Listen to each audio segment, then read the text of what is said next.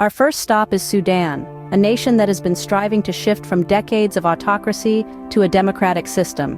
However, the journey has been anything but smooth. In the late autumn of 2021, Sudan's Prime Minister, Abdallah Hamdok, was overthrown in a military coup. Despite his return to power 6 weeks later, the political turmoil had already ignited the fuse of discontent. Hamdok's inability to unite polarized factions and forward the transition has left the country in a state of uncertainty. This case serves as a stark reminder of the delicate balance between civilian and military power in the process of democratic transition. Moving further south, Zimbabwe presents another example. Once hailed as a beacon of democracy, the country has seen a steady decline into autocracy under the leadership of Robert Mugabe. His 37-year reign was characterized by economic mismanagement, rampant corruption, and widespread human rights abuses.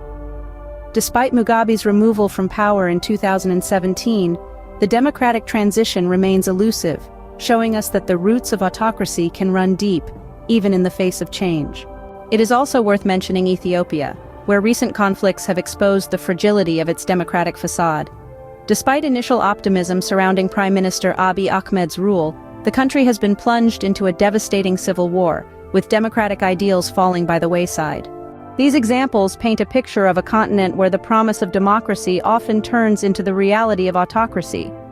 The reasons are multifaceted, ranging from historical legacies and political culture to external influences and economic factors. But what these cases have in common is the struggle between the ideals of democratic governance and the realities of power. In summary, democracy in Africa faces significant challenges. In Sudan, the delicate balance between civilian and military power has been upset. In Zimbabwe, the deep roots of autocracy have stalled the democratic transition. And in Ethiopia, conflict has revealed the fragility of the democratic facade. While these nations struggle with their unique problems, they all share the common challenge of navigating the complex and often turbulent waters of democratic transition. Yet, it is important to remember that democracy is not a destination, but a journey.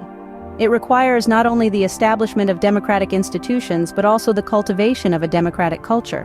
And as these African nations continue their journey, they remind us that the road to democracy is often long and winding, but never impossible to traverse.